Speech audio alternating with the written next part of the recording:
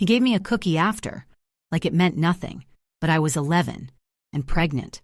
How does a child survive that? Stay here and you'll find out what no one else ever dared to tell. I told my mom. She said not to sit so close to him. The hospital said I was too young to remember, but I remember everything. The cornfield, the silence, the name I wasn't allowed to say.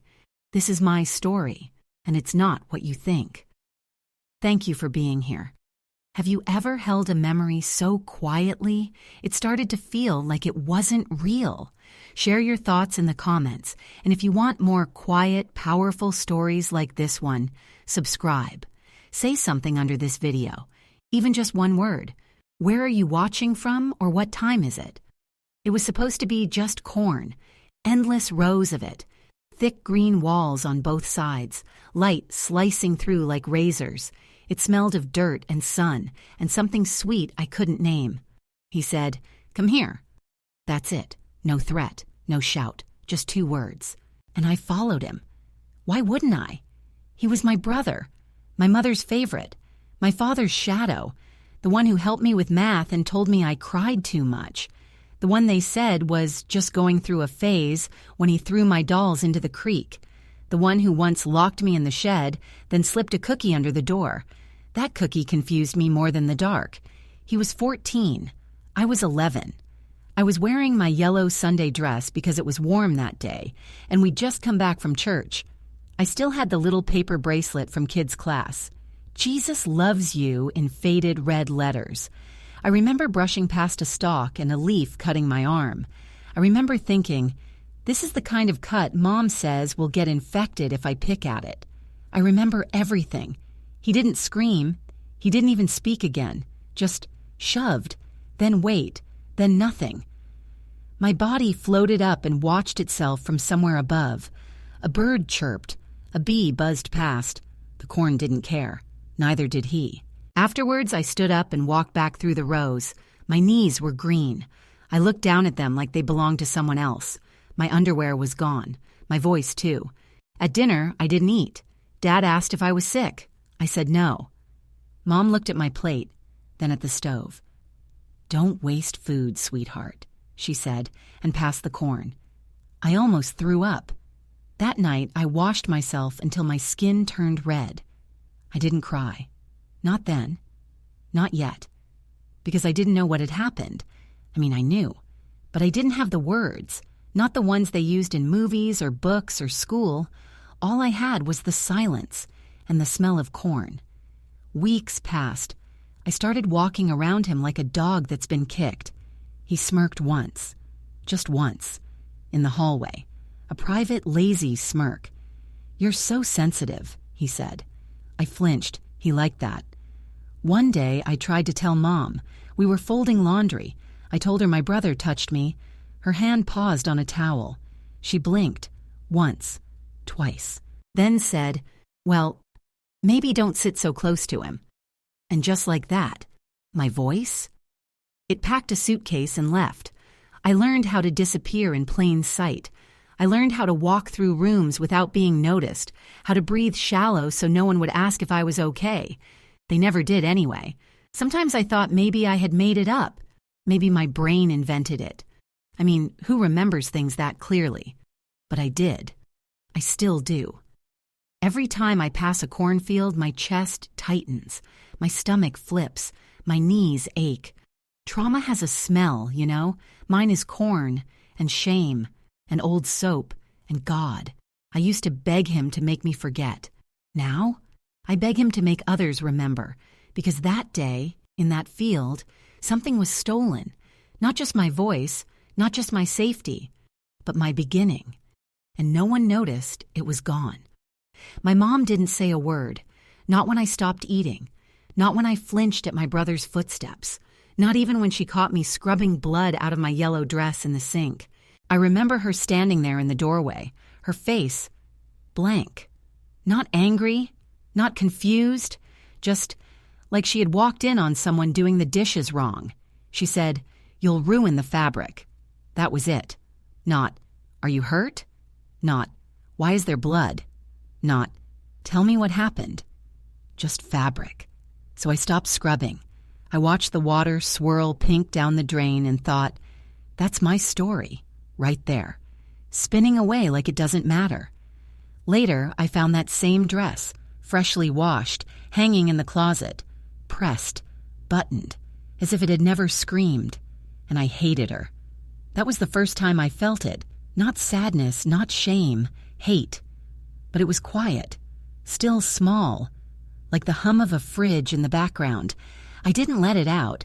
I just tucked it somewhere deep where it wouldn't get in the way of being a good girl, because that's what I was supposed to be, a good girl, a quiet girl, a grateful girl. Dad didn't notice anything, or maybe he did and chose not to. He came home with a bag of fertilizer and said, "Summer's coming early, gotta start planting." I wanted to scream. There's already something planted inside me, but I didn't even know how to say it. My stomach felt like it didn't belong to me. My body was stretching in places it shouldn't. I told Mom I felt sick. She handed me ginger ale. I told her my stomach hurt, sharp and low. She gave me Pepto-Bismol. I told her I was scared. She said, "Of what? The dark? You're too old for that." I wasn't scared of the dark. I was scared of light, of what it would show, of what I already felt, even if no one said it.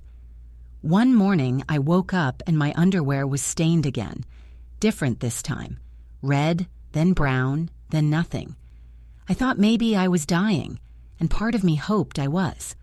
At school, I stopped answering questions. Teachers started calling on me more. They thought I was just drifting. Mrs. Carter wrote in my report, "Bright, but distant. Needs more confidence." Confidence? I couldn't even stand to look in a mirror.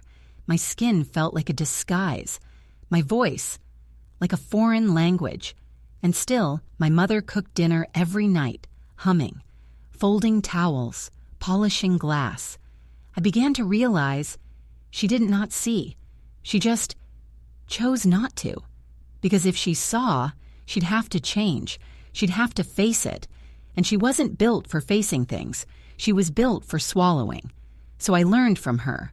I swallowed whole days, whole months, whole silences. But inside me, something was kicking, literally. It was too early to feel it, but I did. Or maybe I imagined it. Either way, it was real. One night, I whispered to the ceiling, "If you're in there, I'm sorry." And I meant it. Not because I didn't want them, but because I didn't know how to protect them, because no one had ever protected me. The nurse smiled like I was any other girl. Cheerful voice, clipboard, pink scrubs. She asked, "Are we excited to find out what's going on today?" I wanted to tell her. I wanted to scream it, whisper it, hand it over in an envelope. I'm scared. I don't know what this is. Something's wrong inside me. But all I did was nod. She took my weight, my temperature, my blood pressure. "Bit high," she said. "Are you nervous?" "Yes." "No." "I don't know." She wrote something down. Then the doctor came in. He had a white coat, a wedding ring, and the kind of tired smile that made me feel like a problem before I even opened my mouth. He asked how long I'd felt sick. I said, "A few months." He raised his eyebrows. "Why didn't your parents bring you in sooner?" I didn't answer. Because they weren't the ones who brought me. My school nurse did. After I fainted in gym class, she called my mom. My mom said I was probably just dehydrated. But the nurse insisted. She filled out the forms. She put me in the car herself. She didn't ask questions either, but she looked at me like she wanted to. The doctor pressed on my stomach and frowned. He asked when my last period was. I blinked. "I haven't started yet." He paused. Then calmly he said, "We're going to run some tests." He told me to get dressed and left. 10 minutes later, he was back. But this time, he wasn't alone. He had another woman with him, a counselor, I think. Her hands were soft. She offered me tissues before I cried. "We're going to speak honestly, okay?" she said gently. I nodded. "You're pregnant," she said. Just like that. No lead-up, no warning. Just the word, like a hammer. Pregnant. As if I were 16. As if this were health class. as if I could have possibly understood how something like that could happen to someone like me. But I didn't do anything. They looked at each other. The woman asked, "Do you know who the father is?" I shook my head. Then I nodded. Then I said nothing, because I couldn't say his name, because if I did, I might vanish. The doctor left the room again.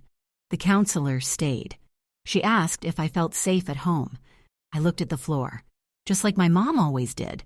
Later, she asked for a number to call. I gave her the house phone. She called my mom and spoke in low, careful tones. When we got home, Mom slammed the car door so hard it bounced. She didn't say a word. Dad was already at the table. He looked up from his paper. "You didn't tell them nothing, right?" he said. I didn't answer. He folded the paper. "You didn't tell them about your brother." I froze. He knew. He knew. That's when something inside me curled up like a burned piece of paper. I wasn't crazy. I wasn't imagining things. They knew. And still, they left me in that house. With him. With it. Mom said I needed a break, as if I'd just studied too hard, as if being raped by my brother and abandoned by my parents was the same as failing a math test. She didn't look me in the eye when she said it. Dad called it a little reset. Said I was being dramatic, that I needed structure. Structure? I needed a rescue. Instead, they handed me a suitcase and an address scribbled on a folded pamphlet. The place was called New Morning Haven. There was no haven in it, and no morning I ever wanted to wake up in. It was 5 hours away by car. We didn't drive there together. They put me on a bus. I sat by the window with a peanut butter sandwich I didn't eat. I watched the trees blur past. I tried to count how many times I blinked instead of crying. Somewhere around 140, I lost track. When I arrived, a woman in a beige sweater met me at the gate. She said, "You must be Eleanor." I didn't answer. She smiled anyway. "You're safe here." I almost laughed, but I didn't have enough voice left for that. The building smelled like bleach and damp paper. The other girls stared. Some looked away. One whispered, another one. I didn't know what that meant, but I understood the tone. It was a tone I'd hear again, over and over, in places where girls like me were sent to disappear quietly. They gave me a twin bed, a uniform dress, and a list of rules. Rule number 3, no talking about why you're here. Rule number 7, no complaining. Rule number 10, all babies belong to God. That one hit hardest. Because the thing inside me, it wasn't an idea or a mistake or a sin. It was mine. Even if I didn't ask for it, even if it came from violence, even if it scared me, it was still mine. Some nights I'd lie awake and put my hands on my stomach. I'd whisper things like, "I'm here," or "Don't be scared," or "I'm sorry." No one ever said those things to me. Not once. But I wanted the little life growing in me to know what it sounded like, even just in a whisper. We weren't allowed mirrors in our rooms. But one day in the nurse's office, I saw my reflection in the window. I was rounder. My face looked older. And yet, my eyes were still 11. Still that little girl in the cornfield. They took me to church twice a week. We sang songs about forgiveness. The pastor said, "God loves the broken." I sat there thinking, then he must love me most of all. One morning, a girl I barely knew pressed a note into my palm. It said, "They won't let you keep it." Just like that. No warning, no softness, just truth, naked and ugly. I didn't sleep that night. I curled around my belly and promised it wouldn't be true. I said, "I'll fight, I'll scream, I'll run away with you if I have to." But the next day, they told me the plan, and I realized this place wasn't a haven. It was a factory, and I was next on the line. They told me I wouldn't remember it. They said I'd be too young, that the pain would blur, that the memories would fade like chalk after rain. But they were wrong. I remember everything. I remember the cold stirrups, the bright light, the sharp smell of metal and antiseptic, The nurse who looked at my legs like she wanted to close them herself. I remember the way my hands shook, the way I bit my lip to keep from screaming, the way I whispered to myself, "It'll be over soon, just like everything else." But it wasn't. It was beginning. When she came out, the room went quiet. No joyful cries, no cameras, no congratulations, just the soft squawk of a new life and the sound of my heart breaking. "She's healthy," someone said. They didn't ask if I wanted to see her. I had to ask. Twice. When they placed her in my arms, she weighed barely 6 pounds. She had dark hair, wrinkled hands, tiny fingernails that looked too perfect to be real. She blinked. I blinked. And for 19 minutes, we belonged to each other. I named her Hope, because it was the only thing I had left to give. I whispered it in her ear. They told me not to. They said names made things harder. I said it anyway. Hope, Hope, Hope. The third time, I choked on it. Then the nurse said, "Time's up." Like we were playing a game. I held her tighter. I said, "Please, just a little more." She didn't look angry. She didn't yell. She just gently took her from me. And just like that, Hope was gone. No papers to sign, no choices, no goodbye, just a blank space where everything had been. I screamed once, loud, animal. Then I passed out. When I woke up, the room was clean, the bed was made, my stomach was empty, and my arms felt like they'd been carved open. I asked where she was. They said, "With a family." I asked if I could write to her. They said, "No." I asked if she'd know my name. They said, "That's not how it works." Then they handed me a Bible and told me to pray. I did, but not to God. I prayed to her, wherever she was. I said, "Don't forget me. Please. I'm your mother, even if no one else says it." The next day, they gave me a dress that fit again. My stomach was flat, my heart was not. And that night, in the dark, I said her name one last time. Hope. And something in me turned to stone. They sent me back home like I was returning from summer camp. A bus ticket, a brown paper bag with my Bible, a toothbrush, and 2 letters I wasn't allowed to open until later. One was from the center. The other, I don't know. I never opened it. The house looked the same. Same chipped paint on the porch, same dead plant in the window box, same creak in the step that always warned them I was coming. I paused there, waited, hoped someone might open the door with a hug, a question, a sliver of shame. Instead, my mom shouted from the kitchen, "Shoes off, I just cleaned the floors." That was my welcome. Dad looked up from the TV. "You look older," he said. I said nothing, because what was there to say? Thanks for the trauma. Thanks for the silence. Thanks for not coming to the birth of your grandchild.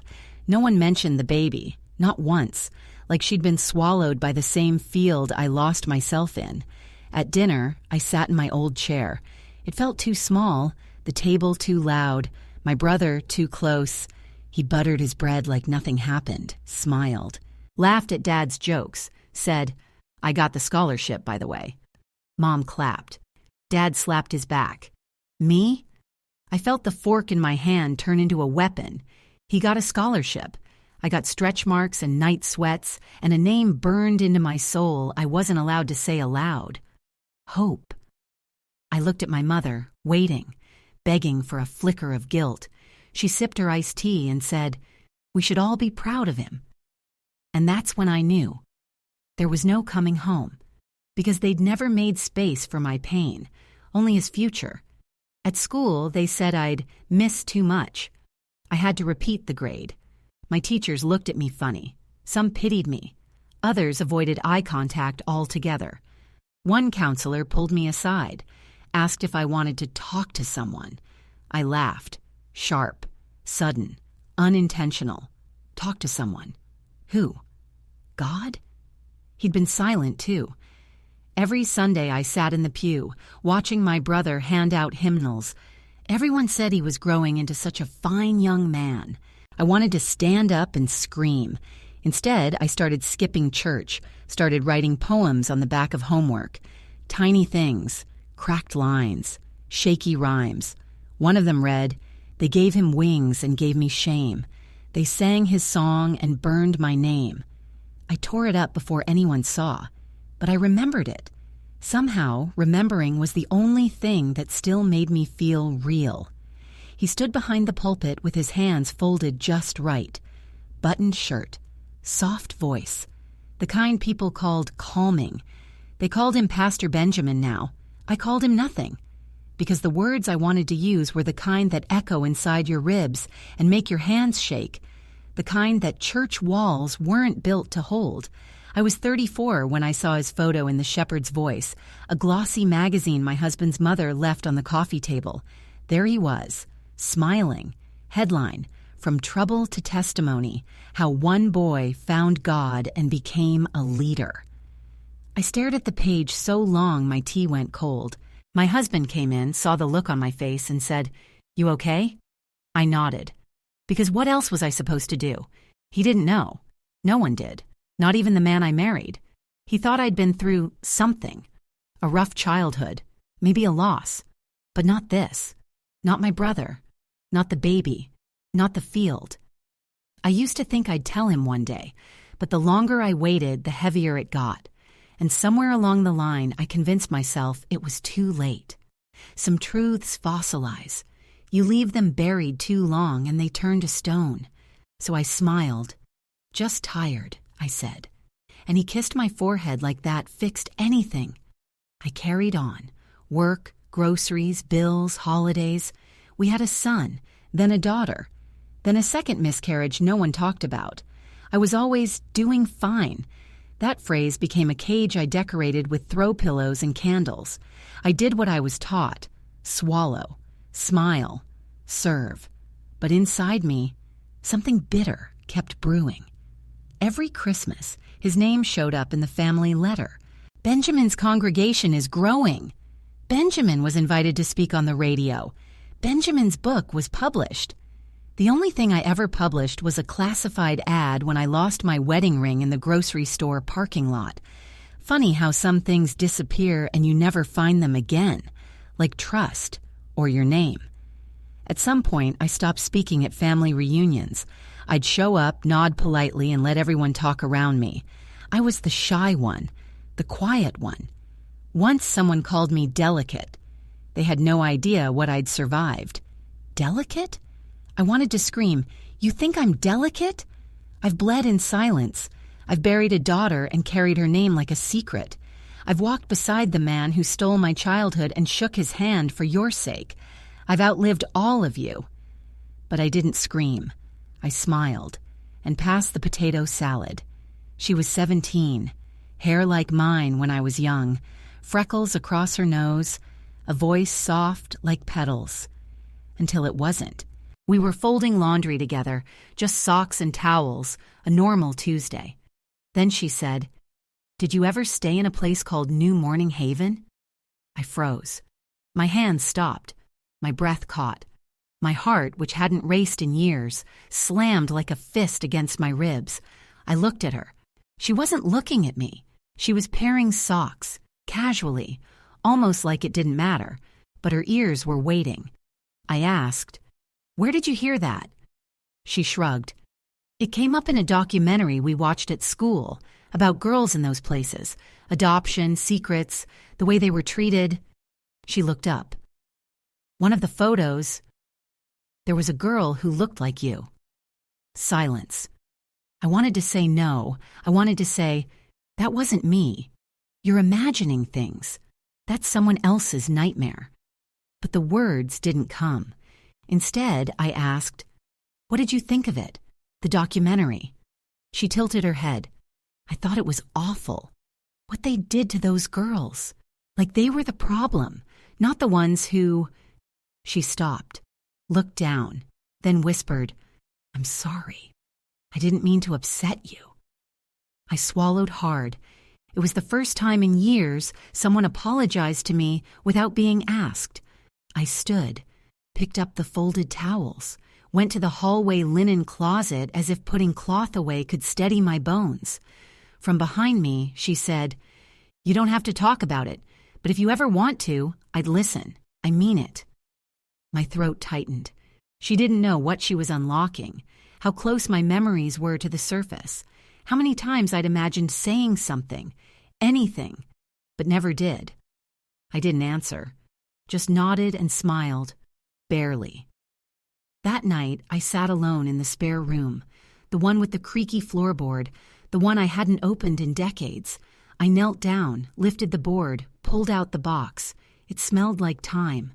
Inside, a folded letter, yellow at the corners, a plastic hospital bracelet, a photograph of a blurry building, a pink card with hope, scrawled in pencil, and one paper I never dared read past the first line.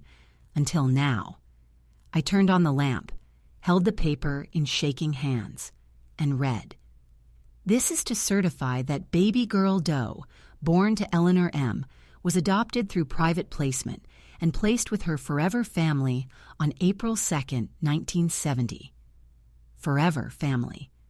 The phrase tasted like ashes in my mouth, but beneath the dust and pain, something stirred. Maybe it was time. Not for revenge, not for justice, not even for closure, just for truth. Even if only one person ever heard it. I'd opened the box before, more than once, always at night, always alone. A ritual, like picking at a scar that hadn't quite healed. But I never read everything inside. I couldn't, until now. I laid each piece out on the bed like they were sacred. The pink hope card. The discharge form. The photo of me holding her, just barely visible behind the nurse's arm, and the letter, the one from the social worker. I had never unfolded it past the salutation. Dear Eleanor, we know this process has been difficult. I kept reading. We are sorry that the system failed to fully support you in the way you deserved. At the time of placement, legal policy did not require detailed consent protocols for minors under guardianship. In hindsight, we now recognize this was insufficient and unjust. That line struck me like a slap. Unjust. They said it. Finally. Someone else had said it. The letter was dated 1982. It had arrived 12 years after I gave birth. I'd been married by then. Had a toddler on my hip. I remember shoving the envelope in the box, afraid my husband might see. But now, the words mattered. Because they were real. They were written. They were proof. I opened the old manila envelope marked Post-Adoption Resources and flipped through its contents, lists of registries, counseling centers, even an address scribbled in the margin, a support group in Milwaukee. Then stuck between the pages, I found it. A single page, a printout, faded ink. If you are seeking a biological connection, you may submit to the Mutual Consent Reunion Registry. And handwritten at the bottom in someone else's script, one of your girls came back asking, born April 2nd, 1970. My heart stopped. Came back asking? My hope? I scrambled to my computer, fingers trembling, typed in Mutual Consent Reunion Registry, adoption April 2nd, 1970, Wisconsin, baby girl Doe, Eleanor M. Nothing. Then something. A blog. It looked old. Last updated in 2016. But it was still there. Titled, Searching for My First Home, A Daughter's Journal. My breath caught. First post, born April 2nd, 1970, adopted through private agency in Wisconsin. Told my name at birth was Hope, that my birth mother was very young, that she didn't want to give me up but had no choice. I've been looking ever since. I read it over and over. That she didn't want to give me up. She knew. She knew I had wanted her. I clicked through every post. There weren't many, a dozen maybe. Photos of her family, kids, her dog, and then one photo of her as a teenager, and my knees went weak. She had my eyes. God, she had my eyes. I whispered, Hope? And this time, I didn't cry. This time, I reached for a pen, and I wrote, I think I'm your mother. Her name wasn't Hope anymore. It was Amanda Grace Townsend. But when I looked at her picture, the one on her website in the About Me section, all I saw was hope. My hope. She was a therapist. That almost broke me. She'd grown up to help people, to listen, to care, to give what no one had given me. I sat there in the dark, the glow of the screen lighting up her smile, and thought, God, what did I miss? The gap between us felt both infinite and paper thin. She had 3 children, a rescue dog named Lila. She ran a small counseling center in Minnesota. She liked tea, hiking, and painting birds. Birds. I once painted a bird on her nursery wall, before they moved me out of the maternity room. I clicked the contact tab. My hands hovered over the keyboard for a long time. What do you say to someone whose life began where yours almost ended? I tried to write something casual, then something poetic, then something honest. Eventually, I typed, "My name is Eleanor. I believe I may be your birth mother. I have read your journal. I want nothing from you except to tell you you were wanted, you were loved, you still are." Then I hit send and sat in silence for 3 days. 3 days of no sleep, of starting to tell my husband, then backing out, of almost calling the number on the site, then hanging up, of rereading old poems I'd written on napkins and church bulletins. I was halfway through scrubbing the kitchen floor when the email came. Subject, yes, I know. I dropped the sponge. My hands trembled as I opened it. Eleanor, I've been hoping for this message for most of my life. My adoptive mom told me enough to know you didn't choose to leave me, that it wasn't fair, that you were young and silenced and scared. I've looked for you through faces in grocery stores, in old photos, in mirrors. I hoped I'd know you when I saw you, and I do. Thank you for reaching out. Amanda. I don't remember sitting down, but I found myself on the floor, and then I laughed. Not bitter, not broken, full. It was the first sound from my chest in years that didn't come with a weight. We emailed for days, then weeks. She asked if I'd like to talk on the phone. I said yes. Her voice cracked like mine, warm, nervous, careful. She asked, "Do you remember anything about the day I was born?" I said, "Everything." And I told her. The light, the quiet, the way her fingers curled, the way I said her name before they took her away. She cried. Then she said, "You gave me the only name I ever needed."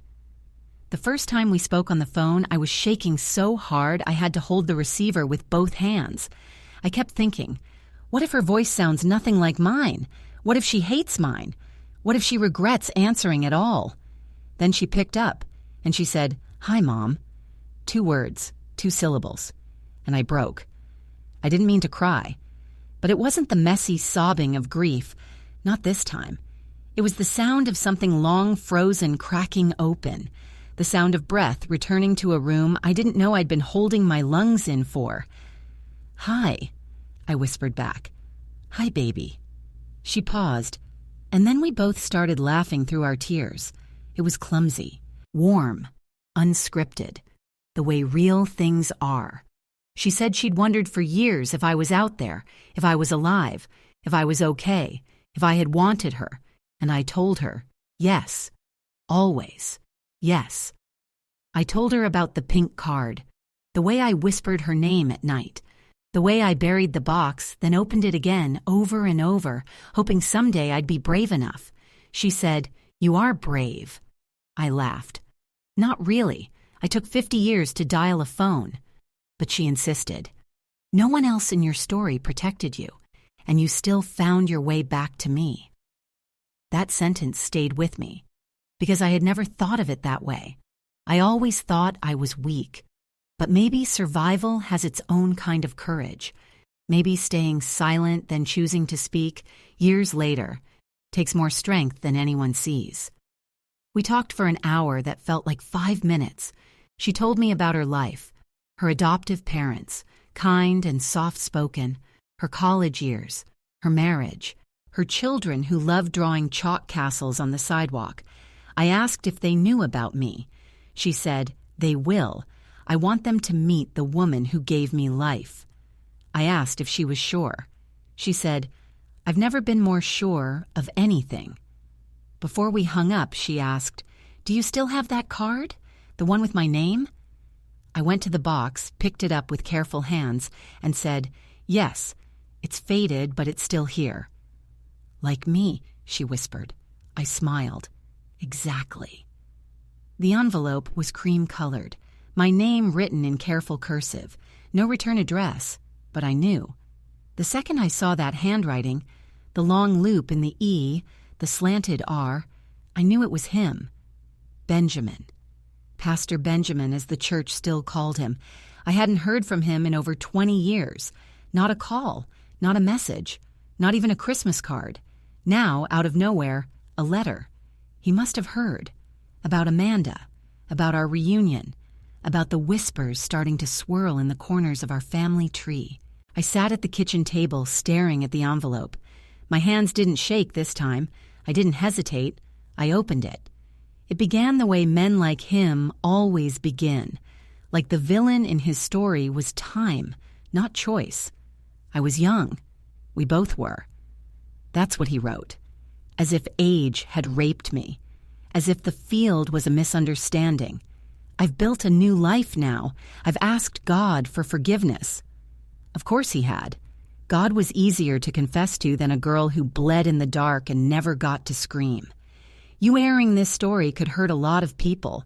Our family, the church, my children. Not a word about me.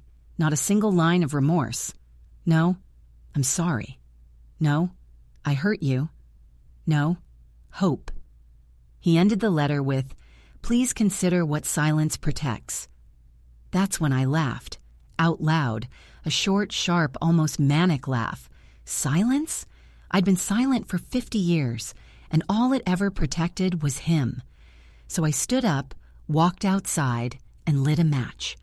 I held the letter over the grill, watched the fire catch the corner, watched the words curl and blacken, watched the ash drift into the wind like pieces of a truth he could no longer control. It didn't make me feel better. It made me feel clear, like I'd emptied out a room I didn't know was full of smoke. Amanda called later that night. I told her what I'd done. She said, "Good." Then added, "That's not accountability. That's self-preservation dressed in scripture." And I realized she wasn't just my daughter. She was my mirror. She had language I never had, power I was still learning. She was the version of me that didn't bend to silence. And I was so proud, I cried. For her, for me, for everything that man would never steal again. Of course they did. They used that exact word. Pastor Benjamin Townsend has stepped down voluntarily to pursue rest and reflection with his family. Sure, voluntarily. After my letter, after 300 Facebook shares, after Amanda posted our story on her blog, with names. No anger, no accusations, just facts, dates, documents, my words. It went viral faster than I expected. I wasn't even on social media. Amanda walked me through every click, every comment. Some people wrote things like, "I always felt something was off about that man." Others, not so kind. "Why bring this up now?" People change. You're trying to destroy a good man. But then came the messages that mattered. From women, from girls, from survivors. Me too. He did the same to me. Thank you. Thank you for saying it. I didn't know how to respond to all of them, but I read every word. Each one felt like a pebble dropped in a dry well, stirring echoes I thought were long dead. The church didn't apologize. They acknowledged the complexity of grief.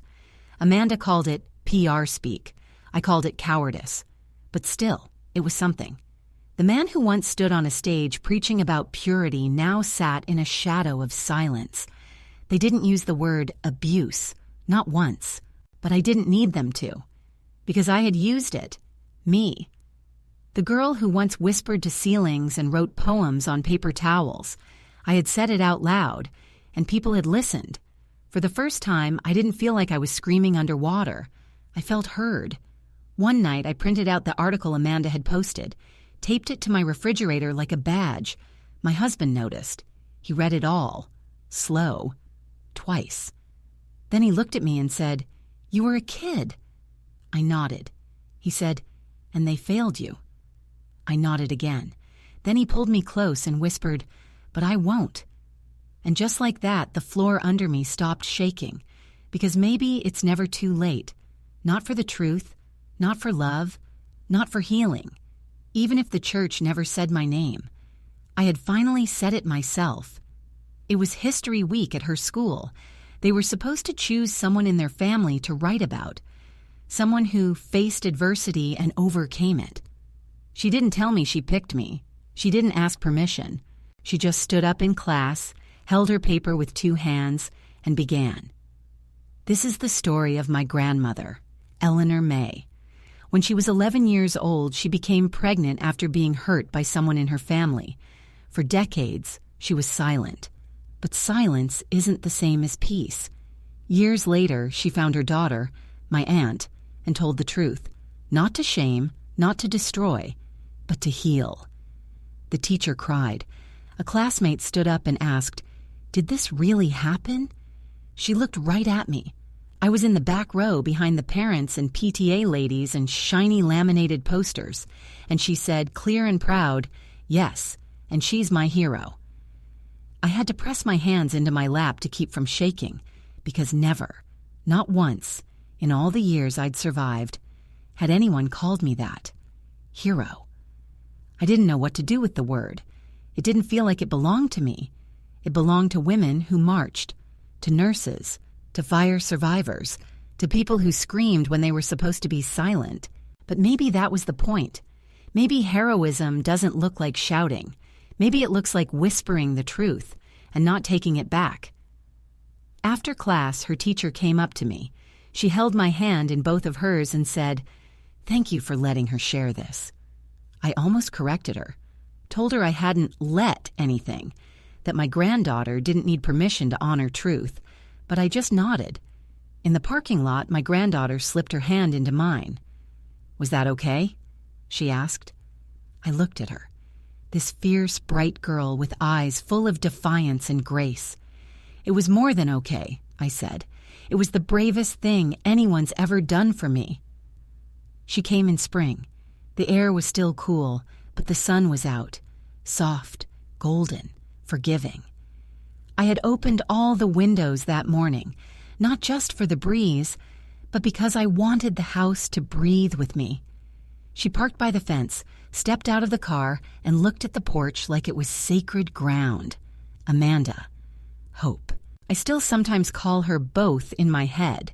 She held a lemon cake in her hands, said it was her mother's recipe, the woman who raised her. "I thought you'd like it."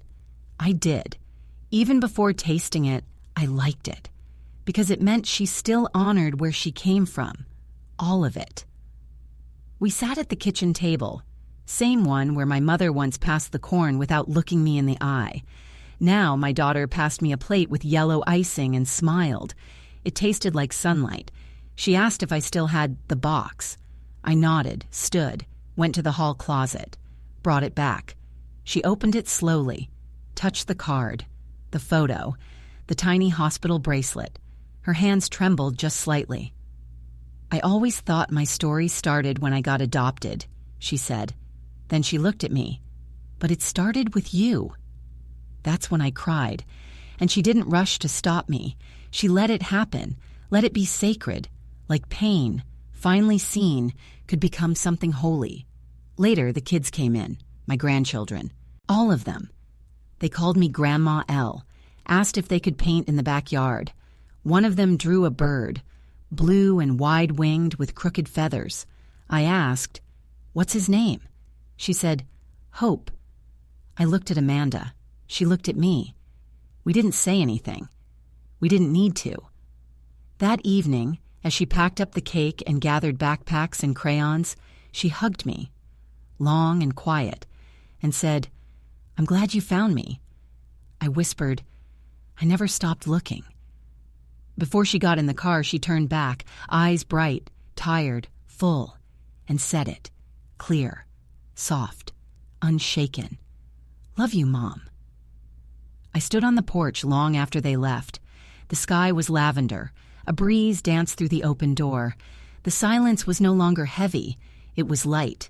Peace doesn't always roar. Sometimes it just looks like cake on a chipped plate, like a bird drawn in crayon, like a name once whispered, now spoken without shame. Hope. She came home. And so did I. If you're still here and this story spoke to you, consider subscribing to the channel so you won't miss the next one.